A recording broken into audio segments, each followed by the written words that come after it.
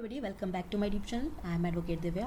Continue करते हैं constitution के क्विक रिवाइज में कॉन्स्टिट्यूशन ऑफ इंडिया के ऑल आर्टिकल्स के साथ। ऑफिसर्स ऑफ पार्लियामेंट, ये जो आर्टिकल है ये बात करते हैं पार्लियामेंट के ऑफिसर्स के बारे में। तो आर्टिकल 89 क्या कहता है? The chairman and deputy chairman of council of states के चेयरमैन एंड डेप्यूटी चेयरमैन के बारे में। तो आर्टिकल 89 क्लॉज 1 सेम वही बात कहता है जो आर्टिकल 64 कहता है कि वाइस प्रेसिडेंट जो होंगे इंडिया के वो क्या होंगे? चेयरमैन होंगे काउंसिल ऑफ स्टेट्स के, ठीक है। एंड जितना जल्दी हो सके काउंसिल ऑफ स्टेट्स उतने जल्दी अपने किसी मेंबर को चेयरमैन चूज़ करेंगी, और जब जब डेप्यूटी चेयरमैन के ऑफिस वैकेंट होते हैं तब तो वो काउंसिल ऑफ स्टेट से किसी भी अदर मेंबर को डेप्यूटी चेयरमैन चूज़ करेंगी, ठीक है। नेक्स्ट है आर्टिकल 90 जो बात करता है vacation, resignation of removal from the office of deputy chairman. Deputy chairman के रिमूवल, वैकेशन या रेजिग्नेशन के बारे में, ठीक है। तो आर्टिकल 90 क्या कहता है कि काउंसिल ऑफ स्टेट्स के डेप्यूटी चेयरमैन के ऑफिस को होल्ड करने वाला मेंबर यदि काउंसिल ऑफ स्टेट्स का मेंबर नहीं रहता है तो वो अपना ऑफिस वैकेंट कर देगा, और किसी भी टाइम पर चेयरमैन को अपना रेजिग्नेशन साइन करके दे सकते हैं, ठीक है। और मेजॉरिटी के साथ भी उनको उनके पद से हटाया जा सकता है काउंसिल ऑफ मेंबर्स के मेजॉरिटी के साथ में। नेक्स्ट है आर्टिकल 91 जो बात करता है पावर ऑफ डेप्यूटी चेयरमैन और other person to perform the duty of office और to act as chairman. Next है आर्टिकल 91, ठीक है। तो क्या कहता है? जब चेयरमैन ऑफिस वेकेंट करते हैं, ठीक है, जो चेयरमैन होंगे अगर वो ऑफिस वेकेंट कर देता है या फिर किसी ऐसे टर्म में जब वो एज अ प्रेसिडेंट या वाइस प्रेसिडेंट काम कर रहे हैं तब वो जो उनका पद है वो खाली रहता है, तो चेयरमैन या डेप्यूटी चेयरमैन पोस्ट भी वैकेंट है तो काउंसिल ऑफ स्टेट्स किसी भी ऐसे मेंबर को जो कि प्रेसिडेंट अपॉइंट करे उस ऑफिस की ड्यूटीज़ करेंगे, ठीक है। नेक्स्ट है article 92 the chairman of deputy chairman not to preside while a resolution for his removal from office in under consideration. Article 92 क्या कहता है? जब चेयरमैन या डेप्यूटी चेयरमैन के जो रिमूवल के रेजोल्यूशन है वो अंडर कंसिडरेशन है तो वो प्रिजाइडिंग नहीं रह सकते हैं, ठीक है, अगर वो अंडर कंसिडरेशन है रिमूवल के लिए तो, ठीक है। लेकिन वो क्या कर सकते हैं? ऐसी प्रोसीडिंग्स के अंदर पार्टिसिपेट कर सकते हैं। आर्टिकल 91 के क्लॉज 2 में ऐसी सिटिंग्स से रिलेटेड वैसे ही रिलेशन अप्लाई होंगे जैसे कि वो उस सिटिंग में अप्लाई होते जब चेयरमैन या डेप्यूटी चेयरमैन प्रेजेंट है, ठीक है। चेयरमैन एंड डेप्यूटी चेयरमैन जो है वो रिमूवल पर वोट देने के अधिकारी नहीं होते, लेकिन वो प्रोसीडिंग्स के अंदर अपने पार्टिसिपेट कर सकते हैं। नेक्स्ट है आर्टिकल 93 जो बात करता है स्पीकर एंड डेप्यूटी स्पीकर के बारे में, हाउस ऑफ पीपल के स्पीकर एंड डेप्यूटी स्पीकर के बारे में। काउंसिल ऑफ स्टेट्स में अपने 2 मेंबर्स को स्पीकर और डेप्यूटी स्पीकर चूज़ करेगी, और जब जब स्पीकर का पोस्ट ऑफिस वैकेंट रहेगा तब वो किसी अदर मेंबर को चूज़ कर सकती हैं, ओके। नेक्स्ट है आपका आर्टिकल 94 जो बात करता है vacation, resignation of and removal from the office of speaker and deputy speaker के बारे में, ठीक है। वैकेशन, रेजिग्नेशन एंड रिमूवल के बारे में बात करता है स्पीकर एंड डेप्यूटी स्पीकर के बारे में। तो यदि वो हाउस ऑफ पीपल के मेंबर नहीं रहता है तो अपना ऑफिस वैकेंट कर देगा, खाली कर देगा, और स्पीकर तो डेप्यूटी स्पीकर को देंगे रेजिग्नेशन अपना, और जो डेप्यूटी स्पीकर हैं वो स्पीकर को देंगे अपना रेजिग्नेशन साइन करके, ठीक है। एंड मेजॉरिटी के साथ भी उनको उस जगह से हटाया जा सकता है, हाउस ऑफ पीपल की अगर मेजॉरिटी है, ठीक है, तो उसके द्वारा भी उनको उसके पद से हटाया जा सकता है, ठीक है। नेक्स्ट है हमारा आर्टिकल 95 जो बात करता है पावर ऑफ डेप्यूटी स्पीकर और other person to perform the duties of the house और to act as a speaker. 95 क्या कहता है आर्टिकल? स्पीकर का जो ऑफिस वैकेंट है तो प्रेसिडेंट इस पर्पज़ के लिए कोई भी हाउस ऑफ मेंबर्स में से किसी को भी अपॉइंट करके जो कि इस ऑफिस की ड्यूटी परफॉर्म करे, ठीक है, किसी को भी अपॉइंट कर सकते हैं जो इस ऑफिस की ड्यूटी परफॉर्म करे अगर स्पीकर का ऑफिस वैकेंट है तो, ठीक है। आर्टिकल 96 जो बात करता है the speaker of deputy speaker not to preside while resolution for his removal from office is under consideration. जैसा कि मैंने आर्टिकल 92 में बताया था कि अगर चेयरमैन या डेप्यूटी चेयरमैन का जो रिमूवल और रेजोल्यूशन है रिमूवल के लिए वो अंडर कंसिडरेशन है तो वो क्या कर सकते हैं? वो प्रिजाइडिंग नहीं रहेंगे। उसी तरीके से 96 में भी सेम यही बात कही गई है कि स्पीकर या डेप्यूटी स्पीकर अगर इनका removal resolution for his removal क्या है? अंडर कंसिडरेशन है तो क्या है? वो प्रिसाइडिंग नहीं रहेंगे, ठीक है। सेम वही बात है। हाउस ऑफ पीपल जो है वो भी मेजॉरिटी के साथ में इनके पद से हटा सकते हैं।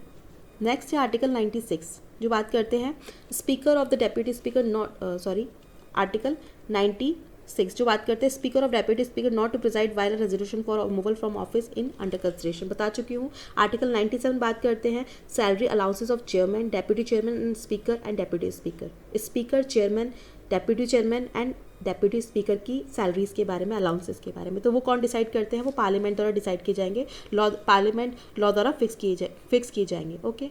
आर्टिकल 98 बात करता है सेक्रेटरीट ऑफ पार्लियामेंट के बारे में। पार्लियामेंट लॉ द्वारा अगर पार्लियामेंट के एवरी हाउस में से सेक्रेटेरियल स्टाफ में रिक्रूटमेंट का अपॉइंट पर्सन किसी सर्विस की कंडीशन को जो है वो कर सकेगी, ठीक है, रेगुलेट कर सकेगी, सॉरी, ठीक है। पार्लियामेंट लॉ द्वारा पार्लियामेंट के एवरी हाउस में से सेक्रेटरियल स्टाफ में रिक्रूटमेंट के लिए अपॉइंट कर सकेगी पर्सन्स को, एट सर्विस ऑफ कंडीशंस को रेगुलेट कर सकेगी पार्लियामेंट, ठीक है। तो ये है आर्टिकल 98 जो बात करता है सेक्रेटरीट ऑफ पार्लियामेंट के बारे में। ओके। नेक्स्ट जो आर्टिकल है आर्टिकल 99 एंड आर्टिकल 100, ये रिलेटेड है कंडक्ट ऑफ बिजनेस से। तो आर्टिकल 99 बात करता है ओथ और अफर्मेशन बाय मेंबर्स की, कि जो पार्लियामेंट के दोनों हाउसेस के मेंबर्स हैं वो अपना स्थान लेने से पहले प्रेसिडेंट के सामने, इन फ्रंट ऑफ प्रेसिडेंट या फिर उनके द्वारा अपॉइंट किए गए किसी भी व्यक्ति के सामने शपथ लेंगे। एंड आर्टिकल 100 बात करता है voting in houses, power of houses to act notwithstanding vacancies and quorum. Houses में वोटिंग इन वैकेंसीज के होते हुए भी powers of houses and quorum के बारे में, गणपूर्ति के बारे में। तो कॉन्स्टिट्यूशन में अदर प्रोविजंस के रहते हुए पार्लियामेंट हाउसेज में सिटिंग या जॉइंट सिटिंग में सभी क्वेश्चन का जो डिटर्मिनेशन है वो मेंबर्स के द्वारा किया जाएगा, मेंबर्स की मेजॉरिटी ऑफ वोट से किया जाएगा, ठीक है। केवल चेयरमैन या एज स्पीकर जो फंक्शन कर रहे हैं उन व्यक्तियों को छोड़कर, ठीक है, स्पीकर, चेयरमैन और एज स्पीकर जो फंक्शन कर रहे हैं उन व्यक्तियों को छोड़कर। एंड अगर स्पीकर और चेयरमैन जो है वो फर्स्ट इंस्टेंस में वोट नहीं कर सकते हैं, लेकिन अगर वोट इक्वल है तो वो डिसीजन जो वोट होगा वो उनका हो सकता है, ठीक है। नेक्स्ट है आर्टिकल जो बात कर रहे हैं डिसक्वालिफिकेशंस ऑफ मेंबर्स के बारे में, मेंबर्स की डिसक्वालिफिकेशंस के बारे में। तो आर्टिकल 101 है वैकेशन ऑफ सीट के बारे में, कि कोई भी व्यक्ति अगर पार्लियामेंट में बोथ हाउसेस का मेंबर जो पार्लियामेंट में बोथ हाउसेस का मेंबर नहीं होगा, अगर वो एक हाउस का मेंबर चुन लिया गया है तो दूसरे हाउस को वैकेंट करने के लिए पार्लियामेंट लॉ द्वारा प्रोविजन करेगी, ठीक है।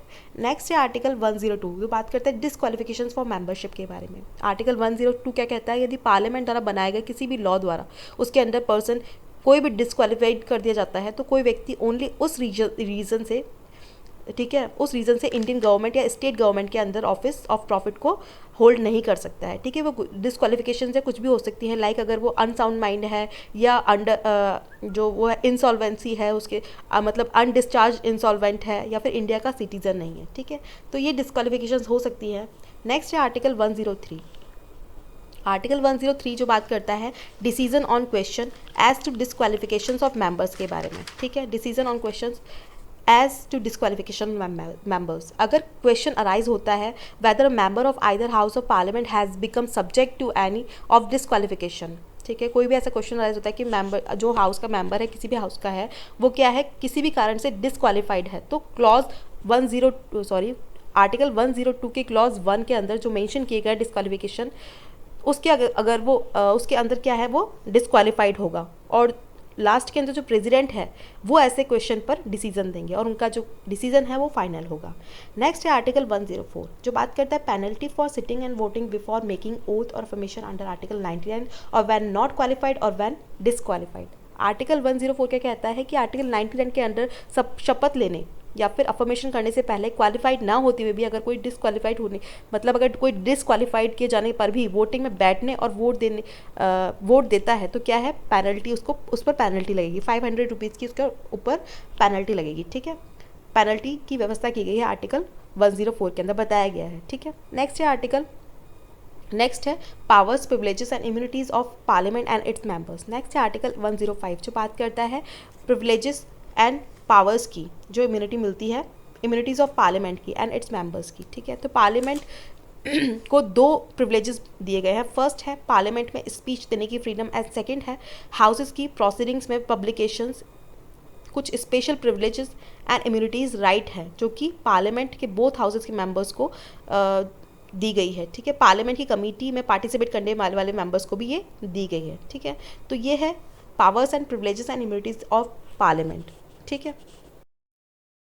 नेक्स्ट जो आर्टिकल्स है वो है रिलेटेड लेजिस्लेटिव प्रोसीजर से। तो आर्टिकल 107 बात करता है provisions as to introduction and passing of bills के बारे में, कि जो मनी बिल्स हैं एंड अदर फाइनेंशियली बिल्स हैं उसके रिलेट में आर्टिकल 109 एंड आर्टिकल 117 के प्रोविजंस के अंडर रहते हुए कोई जो बिल है वो पार्लियामेंट के किसी भी हाउस में ओरिजिनेट हो सकता है, प्रारंभ हो सकता है, ठीक है। नेक्स्ट है आर्टिकल 109 जो बात करता है joint sittings of both houses in certain cases. कुछ सर्टेन केसेस में जो बोथ हाउसेज हैं उनकी जॉइंट सिटिंग्स के बारे में, कि जो बोथ हाउसेज है उनकी कुछ सर्टेन केसेस में जॉइंट मीटिंग करवाई जा सकती हैं, या तो सेकंड हाउस है उसके द्वारा जो बिल है वो रिजेक्ट कर दिया गया है, बिल में दिए जाने वाले जो अमेंडमेंट्स हैं उनके बारे में दोनों हाउसेज है वो क्या है, असहमत हो गए हैं, ठीक है। नेक्स्ट है आर्टिकल 109 जो बात करता है special procedure in respect of money bill. Money bill के बारे में स्पेशल प्रोसीजर के बारे में जो बात करता है आर्टिकल 109, ठीक है। आर्टिकल 109 क्या कहता है कि जो मनी बिल है, money bill shell not be introduced in the council of states, ठीक है। नेक्स्ट है आर्टिकल 110 जो बात करता है डेफिनेशन ऑफ मनी बिल्स के बारे में, कि मनी बिल्स की डेफिनेशन क्या होगी, ठीक है। तो इसके अंदर जो भी इस चैप्टर के अंदर जो भी उस पर्पज़ के लिए सब्जेक्ट जो भी रिलेट उससे प्रोविजंस दिए गए हैं वो क्या है, मनी बिल्स समझे जाएंगे। जैसे कि जो imposition, abolition, remission, alteration and regulation of any tax, वो क्या समझा जाएगा, मनी बिल समझा जाएगा, ठीक है। तो इसके अंदर वो सारे सब्जेक्ट दे रखे हैं कि किसे मनी बिल समझा जाएगा। नेक्स्ट है आर्टिकल 111 जो बात करता है एसेंट ऑफ बिल के बारे में, ठीक है, बिल पर अनुमति के बारे में। तो जब भी कोई जो बिल है वो पार्लियामेंट के हाउसेस के द्वारा पारित किया जाता है, ठीक है, पास किया जाता है, तो जो प्रेसिडेंट है उनके सामने रखा जाता है, प्रस्तुत किया जाता है, और प्रेसिडेंट डिक्लेयर करते हैं कि जो विधेयक है, बिल है, वो अनुमति देते हैं या रोक लेते हैं, ठीक है। नेक्स्ट है आर्टिकल जो रिलेटेड है प्रोसीजर इन फाइनेंशियली मैटर्स, ठीक है, फाइनेंशियली मैटर्स के रिलेट में जो प्रोसीजर्स है उनके बारे में। तो आर्टिकल 112 बात करता है एनुअल फाइनेंशियली स्टेटमेंट के बारे में। प्रेसिडेंट एवरी ईयर की जो फाइनेंशियल होता है उसके रिलेट में पार्लियामेंट के दोनों हाउसेस के अंदर इंडियन गवर्नमेंट के उस ईयर के जो भी एस्टिमेटेड एक्सपेंसेस एंड रिसीप्ट हैं उनका विवरण रखवाएंगे, और इस पार्ट में जो फाइनेंशियली स्टेटमेंट है, ठीक है, ईयरली फाइनेंशियल स्टेटमेंट है जो कि एनुअल फाइनेंशियल स्टेटमेंट कहा जाएगा, ठीक है। नेक्स्ट है आर्टिकल 113 जो बात करता है procedure in parliament with respect to estimates के बारे में। आर्टिकल 13 बात करता है पार्लियामेंट के एस्टिमेट्स के रिलेट में प्रोसीजर के बारे में, कि एस्टिमेट्स में जितने भी जो एस्टिमेट्स हैं वो भारत की, इंडिया की कंसोलिडेटेड फंड पर एक्सपेंसेस से रिलेटेड हैं, और वो पार्लियामेंट में वोट के लिए नहीं रखे जाएंगे। लेकिन इस क्लॉज में कहीं भी इस बात का ये मीन नहीं लगाया जाएगा कि पार्लियामेंट के किसी भी हाउस में उन एस्टिमेट्स में से किसी भी एस्टिमेट्स पर जो डिस्कशन है उसको प्रिवेंट कर दिया है, ठीक है। नेक्स्ट आर्टिकल 114 है अप्रोप्रिएशंस ऑफ बिल के बारे में। आर्टिकल 114 बात करता है अप्रोप्रिएशन बिल्स के बारे में। आर्टिकल 115 बात करता है सप्लीमेंट्री, एडिशनल और एक्सेस ग्रांट्स के बारे में। आर्टिकल 116 है votes on accounts, votes of credit and exceptional grants के बारे में। आर्टिकल 117 बात करता है special provisions as to financially bills के बारे में, ओके। नेक्स्ट जो आर्टिकल्स है वो जनरल प्रोसीजर से रिलेटेड हैं, ठीक है। आर्टिकल 118 बात करता है रूल्स ऑफ प्रोसीजर्स के बारे में, ठीक है। आर्टिकल 118 में क्या कहा गया है कि कॉन्स्टिट्यूशन के प्रोविजंस के अंडर रहते हुए पार्लियामेंट के प्रत्येक हाउस अपने प्रोसीजर और अपने बिजनेस कंडक्ट के लिए लॉ रेगुलेट कर सकती है। एंड आर्टिकल 119 बात करता है regulation by law of procedure in parliament in relation to financially business के बारे में, ठीक है। आर्टिकल 119 क्या कहता है कि पार्लियामेंट में फाइनेंशियली बिजनेस से रिलेटेड जो भी प्रोसीजर है उसका लॉ द्वारा रेगुलेशन के बारे में बात की गई आर्टिकल 119 में। आर्टिकल 120 बात करता है language to be used in parliament, कि किस टाइप की लैंग्वेज जो है वो पार्लियामेंट में यूज़ की जाएगी। तो पार्ट 17 में किसी बात के रहते हुए आर्टिकल 348 के प्रोविजंस के अंडर रहते हुए पार्लियामेंट में केवल हिंदी और इंग्लिश का यूज़ किया जाएगा, ओके। एंड आर्टिकल 121 बात करता है restrictions on discussion in parliament, कि पार्लियामेंट में कुछ डिस्कशंस पर रिस्ट्रिक्शंस है उनके बारे में बात की गई है, किस तरह के रिस्ट्रिक्शंस है। आर्टिकल 122 बात करता है courts not to inquire into proceedings of parliament, मतलब validity of proceedings in the parliament shall not be called in question on the ground of any arrest irregularity of procedure, ठीक है। Article 122 क्या कहता है कि पार्लियामेंट की किसी proceedings की विधि मान्यता की प्रक्रिया को, प्रोसीजर को किसी भी इरेगुलरिटी के बेसिस पर क्वेश्चन नहीं किया जाएगा, ठीक है। नेक्स्ट जो चैप्टर है चैप्टर 3 जो बात करता है legislative powers of the president के बारे में, प्रेसिडेंट की जो लेजिस्लेटिव पावर्स है उनके बारे में। तो आर्टिकल 123 रिलेटेड है powers of president to promulgate ordinances during recess of parliament के बारे में, okay. Thanks for watching everyone, please like, share and subscribe my channel.